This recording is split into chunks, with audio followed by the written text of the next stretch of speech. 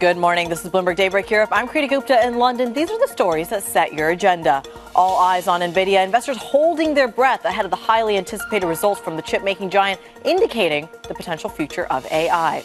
Plus, Jake Sullivan is in China, the U.S. National Security Advisor, meeting with Chinese Foreign Minister Wang Yi as tensions rise on multiple fronts. Meanwhile, a shakeup at HSBC, Bloomberg learned the bank's incoming CEO is considering cutting layers of middle management when he takes charge next week.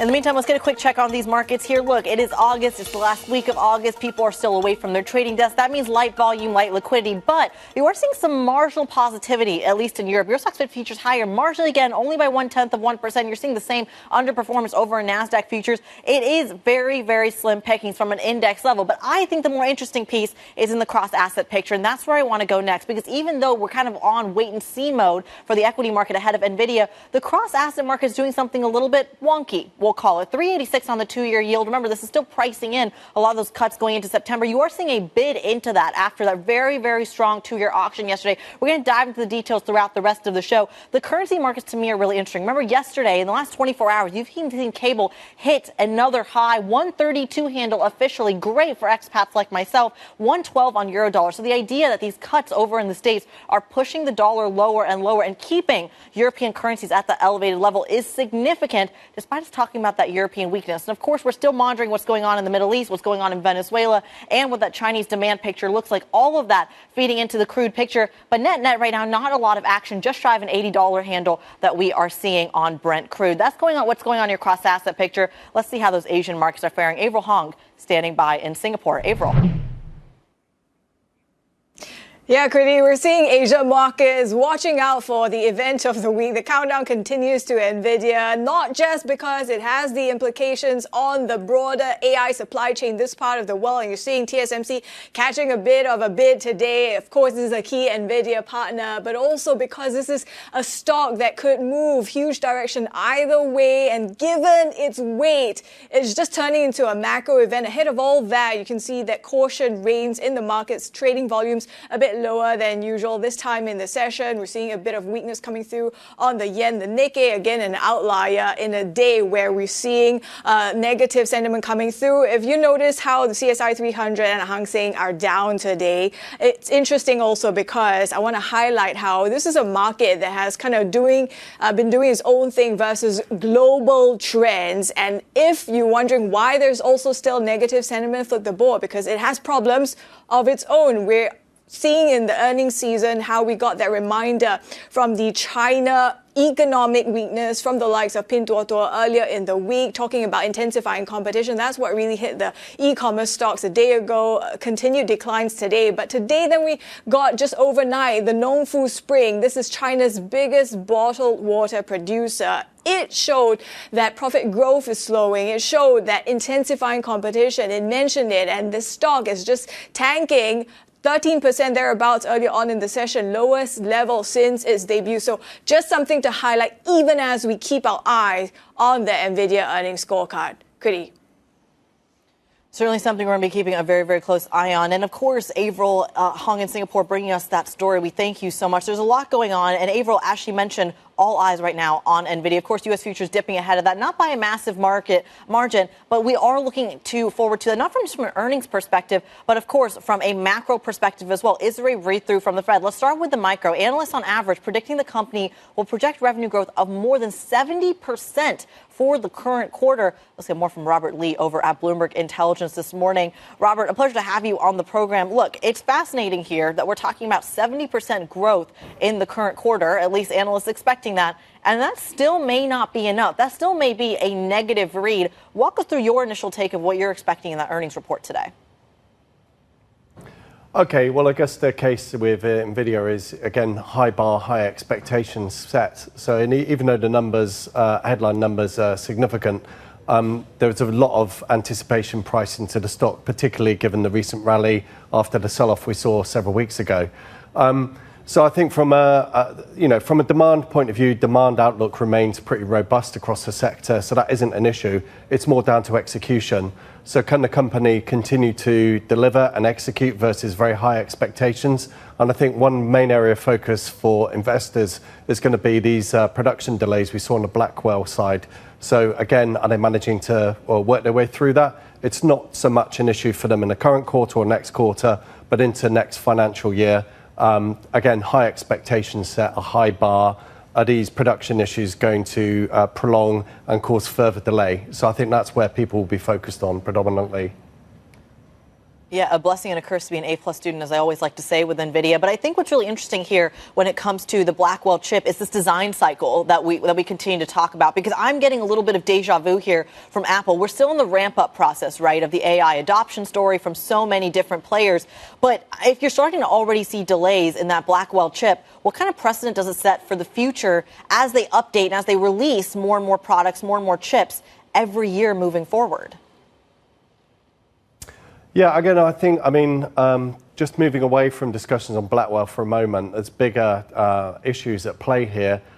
Are the users of these AI chips, the big tech platforms, the hyperscalers, etc., clearly they're driven by the fear of missing out. I would say that's a big driver within the industry at the moment.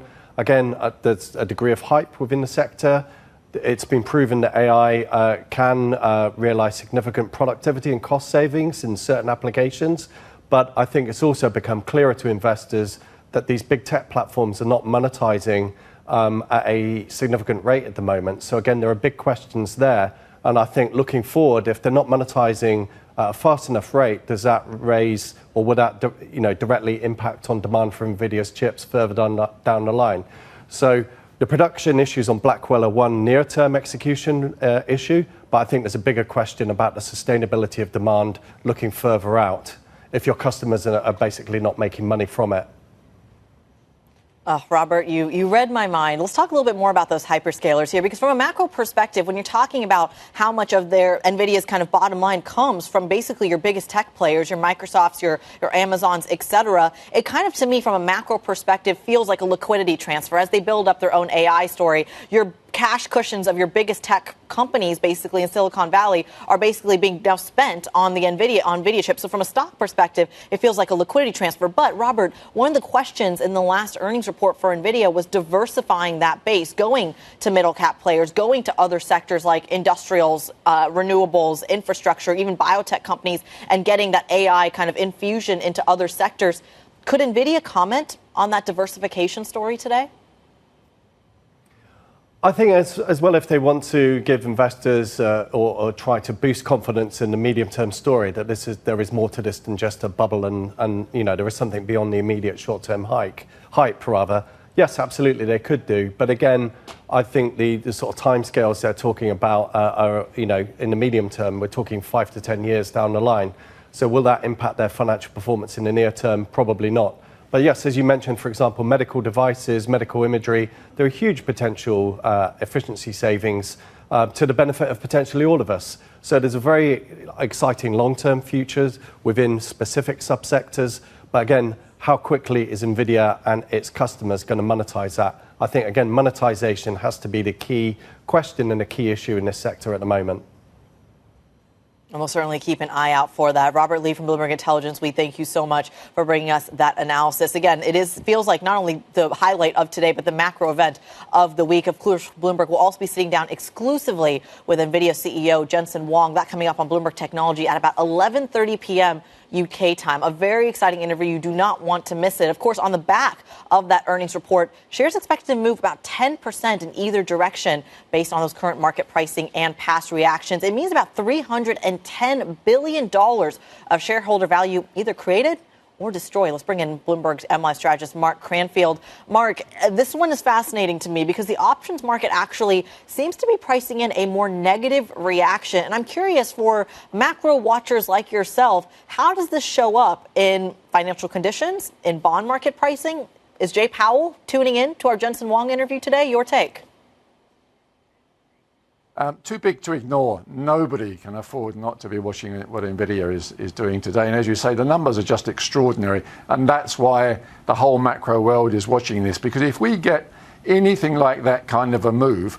And the risk is far greater if Nvidia doesn't do what it's expected to do and we get a sell-off in the stock. So just imagine the scenario. If it's disappointing, Nvidia starts to sell off after hours. We wait for the futures markets in Asia to open. There's a gap. Don't forget, there's a time span where markets are not trading for a while. You're going to get a huge gap down in futures markets in Asia. That's a very negative read across for the whole day. That'll spill over into Europe and then back into the negative feedback loop back into the United States. If we get a risk event like that, it will become a widespread risk aversion event across markets. People will jump for treasuries for safety. The dollar may capture a bid as well. The commodities will go backwards. Cryptos will even be affected by this. Everybody who has a trade will need to know what Nvidia is doing and they will be responding. It will be much cleaner if it goes the other way. And Nvidia has a great track record because they're beaten so many times and the performance has been good afterwards. But it will become more of an equity event after that. It will be a positive read across for most equity markets, probably except for one or two in Asia. China doesn't seem to care no matter what Nvidia. They seem to be in a funk of their own. They just can't get out of it. But other markets certainly will do well. As Avra was saying earlier, chip makers across Asia will probably enjoy it. Whichever way it goes, when you're talking about a 300 billion plus move, it's going to be decisive for all markets. It also feels like, just from a macro perspective, to your point, it is a more risk event. Yes, you take the fundamentals. Yes, you take the ripple effect, and you've laid it out beautifully. But that's the next 24 hours post Nvidia. Take it out another 48 hours, and we also get the PCE data out of the States. And Mark, coming off of a very strong 2-year auction yesterday, I'm curious if whatever potential damage, if indeed we get some sort of miss on Nvidia, shows up, could the PCE data on Friday reverse that, ending the week net at zero? What do you think? The PCE this time around probably isn't the event that it has been in the past because of the employment data coming up next week. It's pretty clear from the way the Fed is signaling and from the language they've been using recently, they are now far more concerned about the jobs market than they are about the inflation. They think inflation is heading their way. They'll probably get confirmation of that. Even if there's a deviation, it's probably not going to be too substantial. But we did see a shock in the previous employment report. That's what they're most worried about. If we get say the jobs numbers go up, if the unemployment rate goes to 4.5% next time, the Fed will clearly be way behind the curve. The market will be gunning for 50 basis points in September. That's the fear the Fed have. And that's probably partly the reason why the Treasury 2-year did so well. Somewhat as a hedge against Nvidia, but also the risk that the employment data next week is really bad.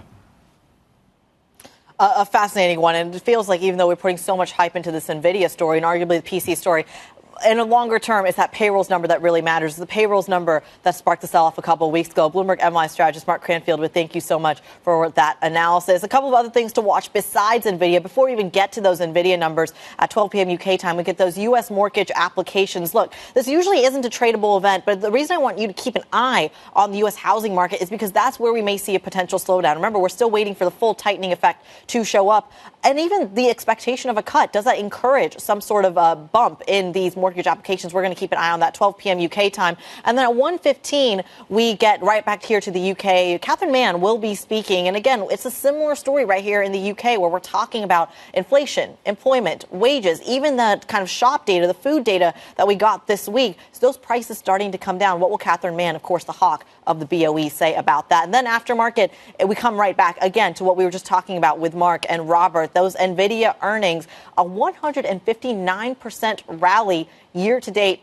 Is the party going to continue? We will have full analysis right here on Bloomberg Television. You get a full roundup of the stories you need to know to get your day going in today's edition of Daybreak. Terminal subscribers, all you got to do, DAYB go on your Bloomberg terminal. We're going to be talking about some of the U.S. politics, some of the major stories in finance, Warren Buffett, HSBC. Those are your top stories on Daybreak at the moment. Coming up on the program, Jake Sullivan in China to try and steady ties with chips, the war in Ukraine, the South China Sea, all up for discussion. We're going to dive into what to expect from those meetings. Stick with us. This is Bloomberg.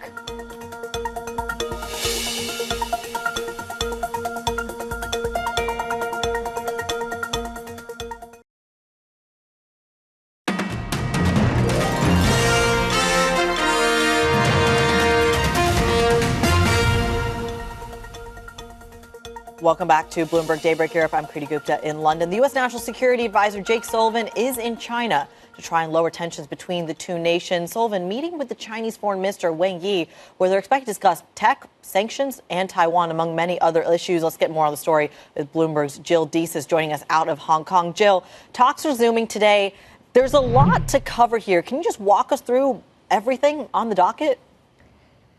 Yeah, I mean, look, Kriti, it's quite a lot on the plate for both Jake Sullivan and Wang Yi in China today. I mean, look, they're looking over China's, the U.S. obviously feels very strongly about China's involvement and backing of Russian forces fighting the war in Ukraine.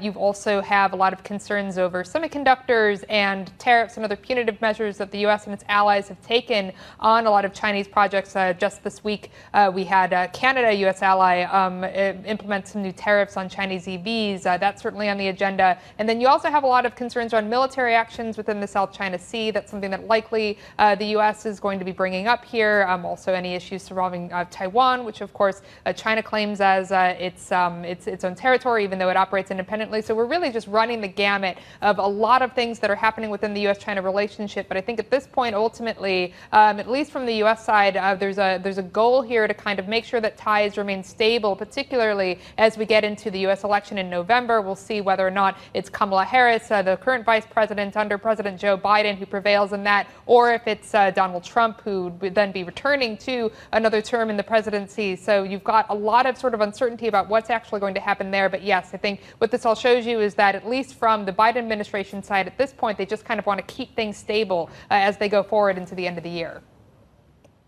It's a fascinating one as well because, and we should make sure our global audience knows this, that Jake Sullivan is the national security advisor, and China's kind of relationship with Russia has been a major sticking point in the war in Ukraine. And I'm curious, out of the many geopolitical fronts where China is playing a little bit of that diplomatic role, walk us through kind of what's at stake here. What buttons, what levers can they actually push in terms of persuading China to take maybe a tougher stance on Russia?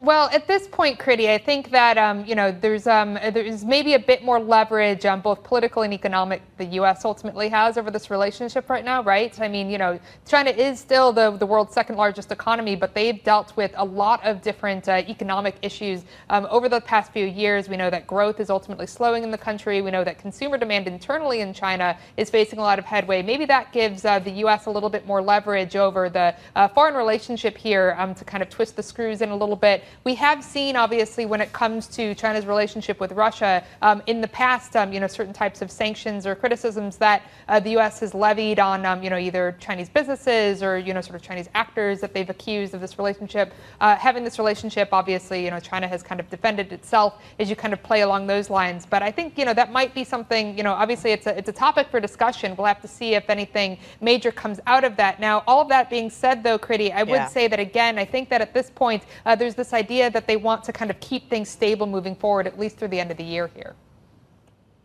It's certainly something we're going to be keeping an eye on. And I think you make a great point about those economic levers as well, especially at a time when there are still tariffs levied on China at the moment, even sanctions for members of some of their C-suite and their major companies. Bloomberg's Jill Deese joining us out of Hong Kong. We thank you so much for bringing us up to date there. Now, some other stories making news around the world. We were just talking about Russia and Ukraine. Ukrainian President Vladimir Zelensky will present a plan to force Russia to halt its invasion of his country to President Biden, expected just weeks before the U.S. elections. Zelensky says he'll also brief presidential candidates Kamala Harris and Donald Trump during next month's trip to the UN General Assembly meeting in New York. Without specifying details, Zelensky says the plan comprises both diplomatic and economic steps. Now, the U.S. special counsel investigating Donald Trump is pressing ahead with prosecuting the former president on charges of trying to overturn the 2020 election. Special counsel Jack Smith has updated his indictment after the Supreme Court ruled that Trump was at least partially immune from prosecution related to his official acts as president. The Republican nominee says the new indictment is ridiculous and should be dismissed immediately. And sticking with Donald Trump, he's adding Robert F. Kennedy Jr. and Tulsi Gabbard to his presidential transition team, putting the spotlight on two former Democrats who have endorsed his campaign. The move could risk criticism that he's embracing figures with fringe views. Kennedy is a prominent vaccine skeptic, and Gabbard accused the U.S. government of spying on her. Coming up on the program, with demand for travel slowing and airfares tracking lower, could it be a winter of discontent for Ryanair. We're going to hear from the CEO, Michael O'Leary, next. Stick with us. This is Bloomberg.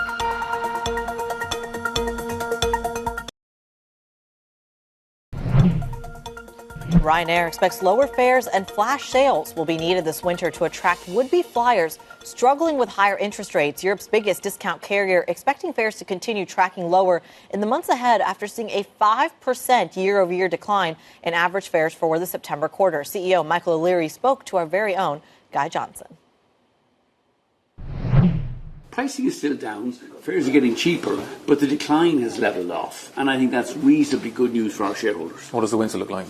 Too early to say. You know, we will have about 8% capacity growth this winter. I think pricing, I think it's reasonable to believe pricing will continue to be down, but I think maybe down. I mean, I think down 5% is my best guess at this stage. But, you know, every time I come up with a guess, somebody thinks it's a forecast. The pricing will be whatever the pricing will be. We will fill our flights. We've launched 4 new routes this morning from Stansted this winter, 7 new routes from London in general. So new routes, winter sun. But you're having to stimulate demand with we expect sales. We'll continue to have to stimulate demand. But I think that's good. I mean, we've come off 2 years where prices went up by 20%. Yep. So having to stimulate a bit of demand now, I think, is good for consumers and it's good for the industry generally. Are costs falling faster than fares? Our costs are falling at the same rate as fares. We're taking new aircraft from Boeing. They're burning less fuel, less CO2 emissions. There's more we'd like the new government to do. We think Labour should scrap APD. Yep. It's a government that's committed to growth, and nothing would deliver growth in the UK economy faster than scrapping APD, which is a tax on air travel. The UK is an island on the periphery of Europe. It doesn't need to be taxing air travel. It needs to encourage it. We'll come on to tax breaks in just a moment. Let's talk about Boeing for a second. Yep. Have you spoken to Kelly yet? Kelly Ortberg, new CEO? No, I speak to Stephanie Pope though on a weekly basis. I think she's making some progress, but the progress has been disappointing. We hope to get 7 aircraft in July. They only delivered us 5. We were then supposed to get 10 aircraft in August. We only got 3. So it's still... What's the problem? The problem is they're still having production issues, challenges in Seattle. The supply chain is still challenged. Both Airbus and Boeing are struggling to get their monthly production rates up. But we think and hope that it will improve during the winter when they're under less pressure from aircraft for deliveries in the run-up to the peak summer period. The critical person for me and Boeing at the moment is Stephanie Pope, because she's the one sitting in Seattle trying to fix the production issues. And I think so far, despite some additional delays, she's done a reasonably good job. Are you confident you're going to get your MAX 10s on time? I'm not confident we'll get them on time. Are they going to get certified? When do you think that's going to happen? I think they will get certified. I mean, Boeing tell me they'll get certified in 2025.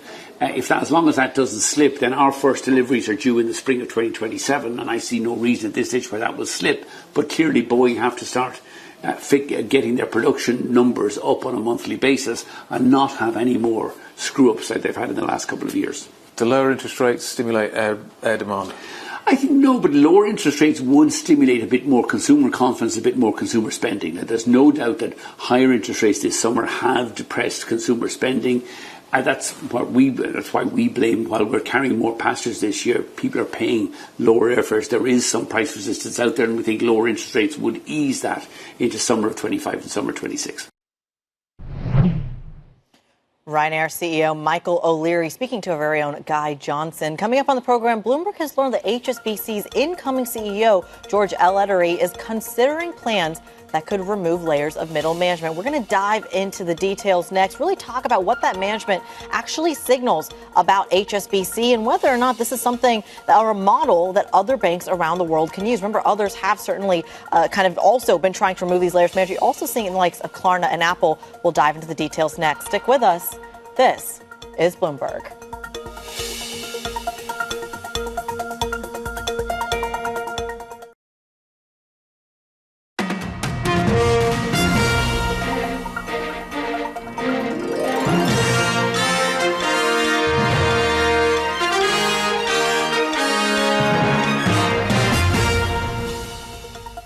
Good morning. This is Bloomberg Daybreak Europe. I'm Kriti Gupta in London. Let's get to the top stories that set your agenda.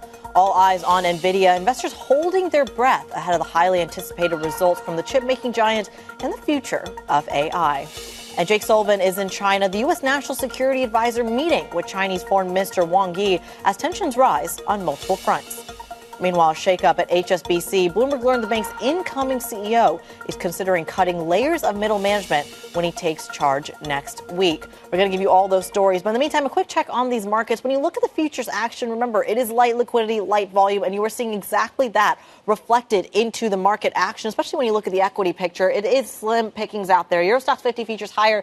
We'll call it by 0.1%. Slight outperformance in the FTSE. Remember, they have that bank holiday, so you're seeing a slight liquidity pickup there. Higher by 0.2%. But over in the States, it's very, very quiet. Flat on S&P futures. NASDAQ 100 futures underperforming a little bit. But remember, all bets are off until they change after we get those Nvidia earnings. So that's really where the focus is for the equity market, but arguably for the broader cross-asset story as well. Here's what that picture actually looks like.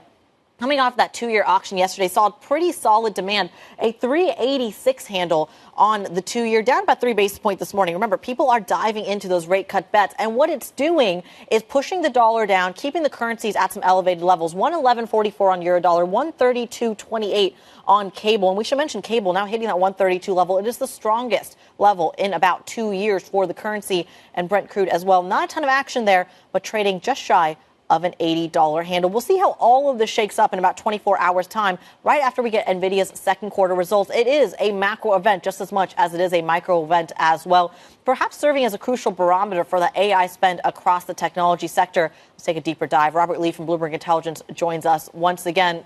Robert, we were talking earlier in the program about what we could actually expect from Nvidia, and I'm curious about the sticking points in your view. How does this kind of change the picture, not just for Nvidia, but set the tone for the broader tech sector?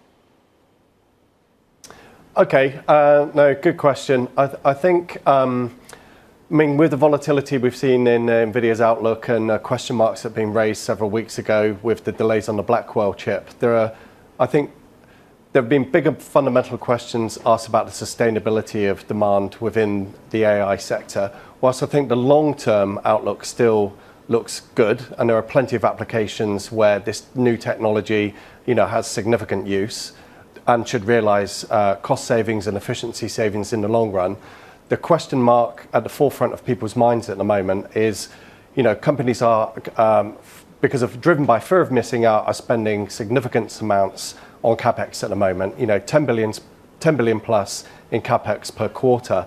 How sustainable is that if they're not monetizing it at a fast enough rate? So I think that sort of medium-term question is an overhang on the sector at the moment. The degree to which Nvidia can address that concern remains to be seen, but we'll hear on that from the results later today. And then obviously there's all the near-term potential execution risks with the production delays that we've seen on Blackwell, which caused the volatility several weeks ago. So again, that's going to be another core focus for these earnings. Well, talk to us as well about where this demand is actually coming from. You use that keyword sustainability as well. And I think the concern around here is that these hyperscalers can't continue to fund, I think it's somewhere between 40 to 50% of NVIDIA's bottom line. Where else is NVIDIA seeking that demand from? Yes, absolutely. It's a very concentrated customer base, particularly on the high-end data center business at the moment. So they're looking to broaden that business out, try and increase demand from a broader range of lower-end corporate customers. But again, these chips are not cheap. Depending on the variant you look at, they're sort of $20,000, $30,000 plus. It's an expensive hobby. So there needs to be a firm business plan and a realistic chance of these companies monetizing and breaking into profit. Plus, they need the balance sheet as well. It's an expensive business to get into. So again, I think these are potential barriers to the wider proliferation of this technology outside these cash-rich hyperscalers.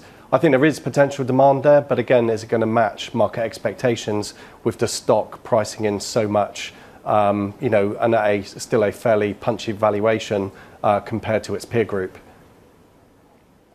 Well, Robert, I also want to talk to you a little bit about this kind of regional diversity that we're seeing as well, because NVIDIA was one of the chip companies that had to tweak some of their technology in response to some of the U.S. Kind of sanctions rules and the limits when it comes to chip export controls to China. It's handy that you're sitting in Hong Kong, where NVIDIA had to make that extra kind of chip to cater to that audience. And this is something that some of its peers have not been able to do. Micron is just one example. Intel still struggling with that pivot as well. Even ASML right here in Europe talking about how to navigate those export controls. From your vantage point, what does the broader chip sector actually look like given those geopolitical headwinds? Yeah, no, again, a great question. I mean, geopolitics is really driving a lot of the decision making within the broader semiconductor sector at the moment, not just the issues that surround the island of Taiwan, but also the increasing economic competition, particularly in high-end technology between the US, Europe, and China. So high-end semiconductor fabrication and also tied into AI are a major driver of this increasing geopolitical tension. So that is forcing China to try and double up on its efforts to drive or to become self-sustainable, not just in semiconductor manufacture but also in AI. And the impact on Nvidia is, historically China's a reasonable proportion of the business that's been shrinking in recent quarters. And obviously the export bans in geopolitics are not helping the outlook on that side of business. Obviously, it is not a prime driver of their revenue at the moment, but again, it's a potential headwind that's likely to grow in the coming quarters as China again double downs on its self-sustainability objectives.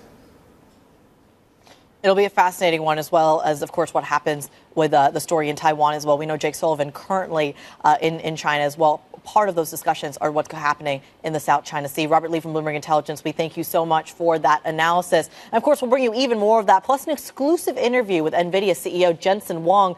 That special coming up at Bloomberg Technology at 11:30 p.m. UK time. You do not want to miss it. Full analysis and full immediate reaction from the CEO after we get those numbers. So you'll certainly have to tune in from that. We're going to go from big tech to big banking, I think is what we can call it. The incoming HSBC chief executive said to be considering plans to remove layers of middle management at Europe's largest bank. Our China correspondent Min Min Lo joins me now. Min Min, a pleasure to have you on the program. Walk us through what we know about the moves in restructuring. Yeah, so what we're hearing from sources so far is that HSBC is looking to remove maybe some country managers in part of its global network and also change up some of the roles who will be reporting to the CEO, well, at least when he takes over in September. And this is perhaps an early signal of how the new CEO is planning to put his stamp on the company and take the firm forward. And it's also in some ways a continuation of some of the changes that we have already been seeing over the past months under the current CEO, Noel Quinn, which has, we've seen thousands of job cuts so far, and the company offloading some of its largest operations in North America and Europe, including its French and Canadian operations. And we're seeing the company also trying to rein in costs here, asking its bankers to scale down on their spending when it comes to travel and entertainment expenses. And they're also slowing down hiring or choosing not to replace some people who have left. And the broader context here is this idea that we are kind of seeing the global economy slowing down. We're entering a rate cutting cycle in central banks around the world. So that is going to cut into profit margins of banks. So HSBC is doing what many of its rivals are also embarking on, like Standard Chartered and Citigroup. They have also been restructuring and removing some of their middle management staff as well.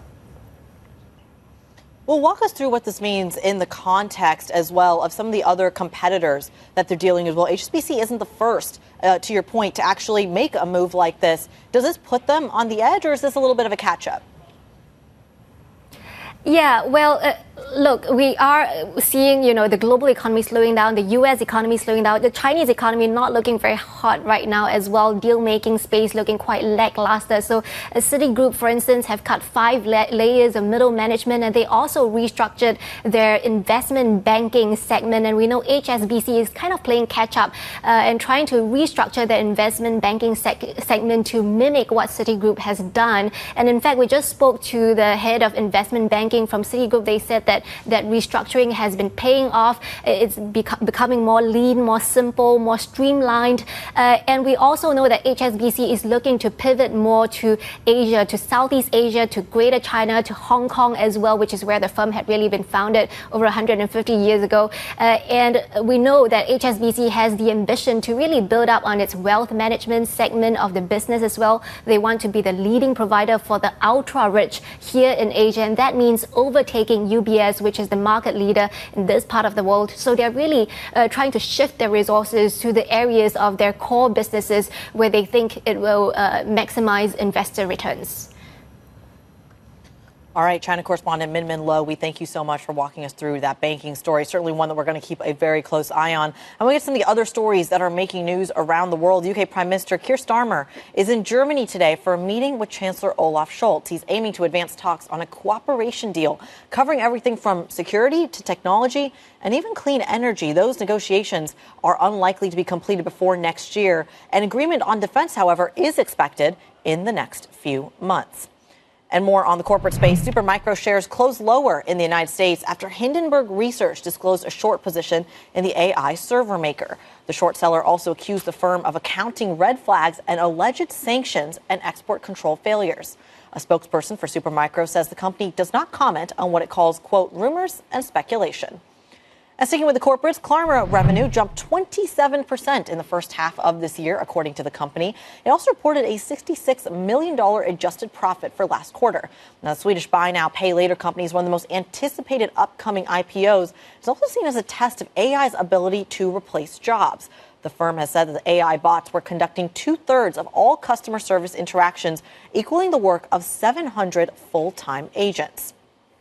And over to the pharma space, you can now buy Zepbound for half price. Patients with a prescription can purchase a month's supply of single-use vials through Lilly's direct-to-consumer site. It's part of Lilly's all-hands-on-deck effort to ramp up supply amid widespread shortages, potentially setting the tone for what we might see with competitors like Novo Nordisk, was something we're going to be keeping an eye on. A couple of other things to put on your agenda as well in terms of what's coming up in the day ahead. You have U.S. mortgage applications at about 12 p.m. UK time. Not usually a tradable event, but just given what we're trying to see in terms of whether or not the consumer is picking up on this demand or expectation, at least, of lower rate cuts, does not even show up in the data. We'll let you know at 12 p.m. UK time, plus the Paralympics, the opening ceremony, 8 p.m. UK time, and then the main event, Nvidia earnings coming after market, and plenty of central bank speak. That continues to trickle out. Catherine Mann, the hawk of the BOE, will be hitting the wire, as will Raphael Bostic, who seems to be on the exact opposite of the spectrum here in the States, kind of vouching for a cut in line with Jay Powell. We're going to dive into those details in the coming hours of programming. But coming up for now on this show, the Paralympics opening ceremony begins in Paris later today, seeking to continue the magic of the Olympics. We're going to speak to the city's deputy mayor next. Stick with us. This is Bloomberg.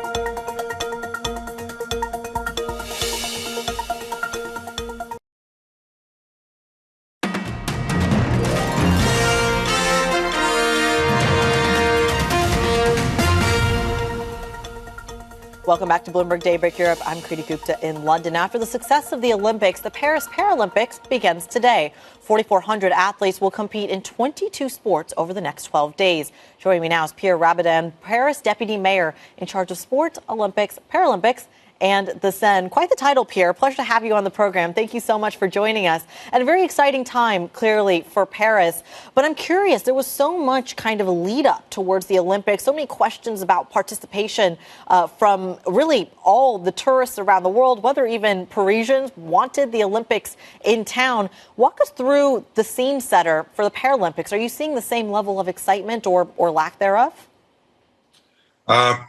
Thank you for the question, but there is probably more excitement than it was before the Olympics because, as you know, and as you say, we have every time a lot of questions. Is it a good thing to welcome the Olympics and Paralympic Games? And we can discover after the opening ceremony and during all the Olympic Games, and I hope starting today on the Paralympic Games, a massive support of the crowd from Paris, but from all France and for all international venues. So we are really excited to restart the second part of our project with our Paralympic Games, and then it's I can send the excitement. I can feel it. People want to restart the party, and we are ready for that.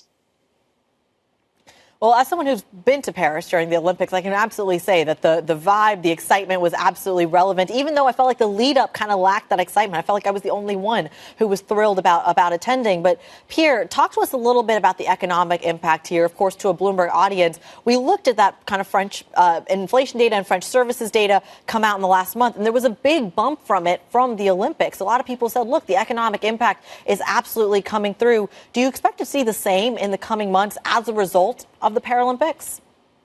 Yeah, for sure. We knew that we had a lot of to do before to being ready to welcome the world for the Olympics and Paralympics. We had a week before starting the Olympics with the opening ceremony in the heart of the city, and with the iconic venue in the heart of the city. We have a security system. We have a small impact on the last week before, but during all games we have many more people that we can imagine. We came to Paris. It was exactly the same case between the two Olympics and Paralympic Games, and it's still going up now for the Paralympics, and we hope for sure with the success it will be the same for a long time for the Paris destination, and the attractivity of all the picture and the remembrance we will have of Paris with all this venue in the center of the city on the Place de la Concorde, Champ de Mars, and everything like that could be an attractive and positive point for the local economy. Well, a fascinating one. We'll, of course, see if that shows up in the data as well. But Pierre, as a government official, I have to ask you this question. During the Olympics, President Macron had been very vocal about an Olympic truce when it comes to pushing forward the next steps of the government after the snap elections in June. I'm curious if you foresee further delays in some of the decision-making coming out of the government in terms of the new prime minister, or even in terms of some of the other ways of governing the country in the face of the Paralympics. Could we see a Paralympics truce as a follow to the Olympics truce? I had to say instead of the president, we had a difficult time just before the Olympics because the decision of creating new elections was uncertain. But after that, we were able to deliver those games, and now, as you said, we are waiting for the nomination of a government, and it could be closed, but we are not sure about anything now, but we are waiting for that. But I think people want to now restart the second part after the great first part of the game we had, and politics side it another way, but we are waiting for sure for a kind of stability of France and a new government, and I hope we will have it soon. Pierre, in addition to being the Paris deputy mayor and being in charge of sports, you're also in charge of the Seine, of course, for our international audience, the river that runs through Paris and the kind of set of a lot of the competition for the Olympics. There's been some controversy here that even despite Anne Hidalgo dipping into the water, saying it's safe, several of the swimming competitions were actually delayed because of concerns of contamination, of bacteria, and overall health. Walk us through whether that continues, what you're doing to ensure that, like Anne Hidalgo promised, that the Seine is swimmable every summer. We did all what we have to do on the last 8 years, exactly starting approximately on the Olympic and Paralympic project. But we were able to clean the water and good enough to making the competition after. When you are swimming in the river, it's a natural system. You're not in the swimming pool. So when we have a lot of rain, it has consequences on the an impact on the river. But now we know that we are able to manage the quality of water, coming back to a good result in 1 or 2 days. And now the results are excellent. The quality of the water are excellent on the last 15 days. And we are really confident to being able to have the official para-triathlon competition in a couple of days coming. And I'm talking to you today, but we had a new swimming time all together yesterday in the river. And as I told you, the quality is good because the work were done before. And that's an example. I hope many cities will follow in a couple of years coming to being able to take care of our environment. So that's a positive point. Really much more important than the fact of making competition in the river, that the reconnection with the natural environment and the sustainability points really important for the world.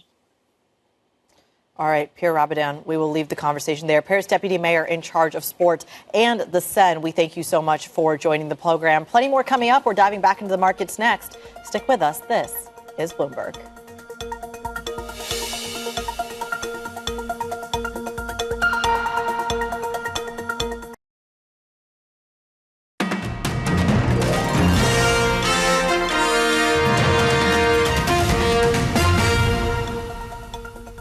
Welcome back to Bloomberg Daybreak Europe. I'm Kriti Gupta in London. All right, let's talk about what we're going to see in the day ahead. The big macro event, the big event of the day and the week, and arguably maybe even just the month, is going to be Nvidia. And this is the idea that we're getting these earnings, this A-plus student that everyone keeps seeing to have just massive winning streak, a 159% rally year to date. This is the first time you're actually seeing a little bit of nervousness in the market, which brings me to these numbers behind me. It shows that the most active options in the S&P 500 right now are actually Nvidia options to the downside. It's the first time you're seeing that hedging actually take place. And again, this isn't a massive volume of contracts, so it's not a major worry, but it is the first time people are considering the possibility that Nvidia may not come through with the winning streak, with the A-plus record it traditionally does. And that's just one part of what we have to watch in the next 3 days. I want to go back to, I'll take a little bit of a rewind of what we saw in the last 24 hours in terms of a 2-year auction, the second largest, or I should say a 2-year auction that saw some very, very solid demand. We'll get that chart up for you in just a moment, but really taking this idea,